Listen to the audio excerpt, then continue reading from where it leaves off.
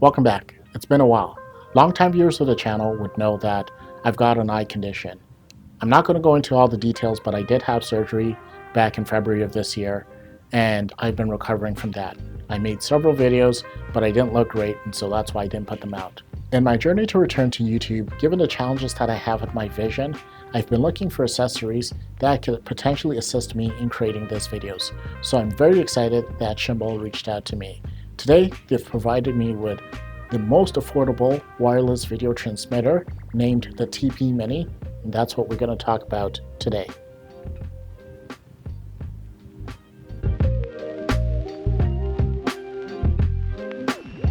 The TP Mini is an HDMI wireless video transmission system and comprises of both the transmitter and the receiver. It boasts an amazing 600 feet range.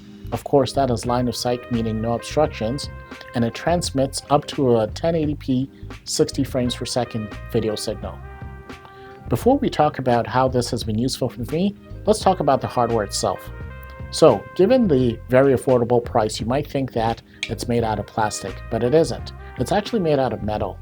Looking at the outside, it's got a two-tone red design with dragon insignia on both the transmitter and the receiver.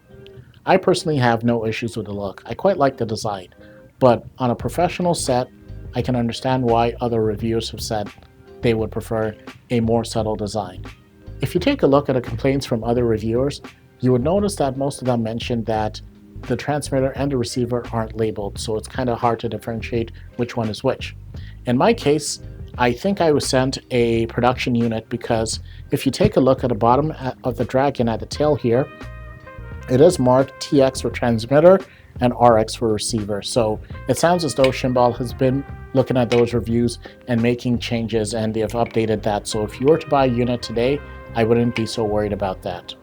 On the transmitter, you've got an HDMI in port, an HDMI out port, and a 5-volt USB-C connection port. In order to power this device, you do need the NPF style batteries for both the transmitter and the receiver, which doesn't come in the package, but these batteries are very commonly found. You can get them off Amazon and they're very affordable. If you do not want to use the batteries, you are able to power this device using the USB-C 5-volt port, and I was able to connect it to our power bank and it worked just fine. On the receiver, it has two HDMI out ports, and I'm guessing that is to be able to connect to multiple monitors. It also has that USB-C port that the transmitter has, so that you could power it off a power bank or the main power instead of using an NPF style battery. On the other side of both the transmitter and the receiver, there's a play and stop button, which I haven't had to use, as well as a switch to turn on and off the device. When it comes to the usability of this device, it couldn't be easier. You obviously connect the transmitter via HDMI to your camera. You connect the receiver to a monitor of your choosing. It can be a computer monitor, it could be a field monitor, it could be a TV, and using a capture card, you could even connect it to an iPad. One thing to note is when you turn on this device, do understand that it's going to take a few minutes before it receives a signal and displays it on the screen. So if you do end up getting this device, give it a second to come on. As I've mentioned before, this device is simply plug and play. Once you connect the transmitter and receiver to the various devices, it starts working immediately without any additional input. How I've been using it is twofold. Obviously, in recording these YouTube videos, I've got cameras that have a flip screen. But given what I mentioned at the beginning of the video, my vision is not that great just yet. And so I rely on a very big monitor. Right now, I have my transmitter connected to my camera, and then I have the receiver connected to a monitor that's behind my camera. I'm able to look at my composition and judge my exposure, and that's how it has been very useful for me in recording these videos. Okay, so this is an example of what happens behind the scenes. So I'm looking at my main camera. This is the X-T50. This is not what I typically use to shoot my videos, but I have it here for demonstration purposes. So from the X-T50, I've got an HDMI cable going from the camera into the transmitter. The transmitter is sending a 1080p 60 signal to the receiver over there. That receiver is connected all the way to the Dell monitor, giving me a representation of what is being shot in front of the camera. So This is how helpful it is for me. I can quickly look at the camera, I can see myself in a nice big screen, and then I can make sure that my composition is alright and I look semi-decent to be able to be in front of this camera.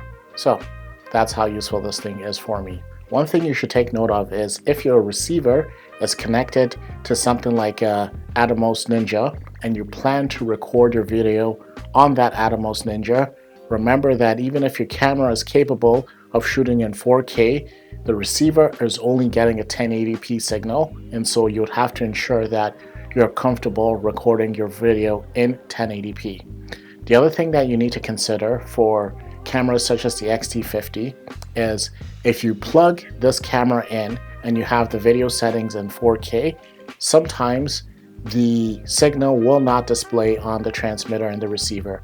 And the reason is it's not able to downsize that 4K signal into a 1080p signal. So you'd have to ensure that, once again, you're going into your camera and you're setting the video settings to 1080p so that the transmitter can send out that 1080p signal to the receiver and have it displayed on the monitor.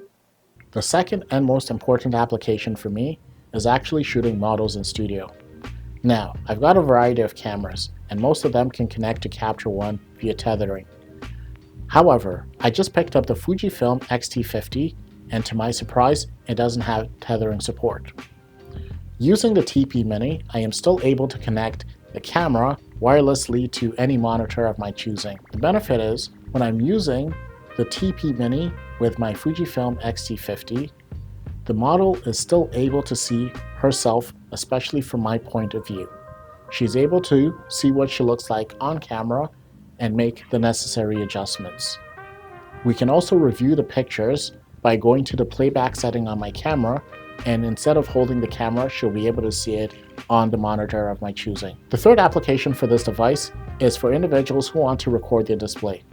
Historically, content creators have used the Atomos Ninjas to record your screens. However, with this device, if you are able to purchase a capture card like I mentioned earlier, plug this capture card into the iPad and download a specific piece of software, you are able to wirelessly transmit anything from your camera to the iPad and, in addition, record what is on screen, allowing you to treat that iPad like a giant Ninja 5 recorder. So as you can see, this device has multiple applications. And once again, I'd like to remind you that it only comes in at $89 US, which is extremely affordable for what this is. Once again, I'd like to thank Shimbol for sending this device out to me. While they did provide me with this device, they did not pay me for this review, they're not sponsoring this video, they do not provide any talking points, and they do not get to see this video before you guys do. If you've made it to this point, I'd like to say a couple things. Number one, thank you very much. Number two, we've got some new cameras in the house. We've got the Fujifilm X-T50 that I have a review shot and ready to release. That's coming out in the next couple of weeks. I also have the Nikon Z6 III, which is an amazing and exciting camera, and I'm more than excited to compare the Nikon Z6 III to my Sony A7 IV and to the Nikon Zf and every other camera that I have. So stay tuned and look forward to those videos. Again, thank you so much for being here. It's really appreciated, and I'll see you in the next video. Take care.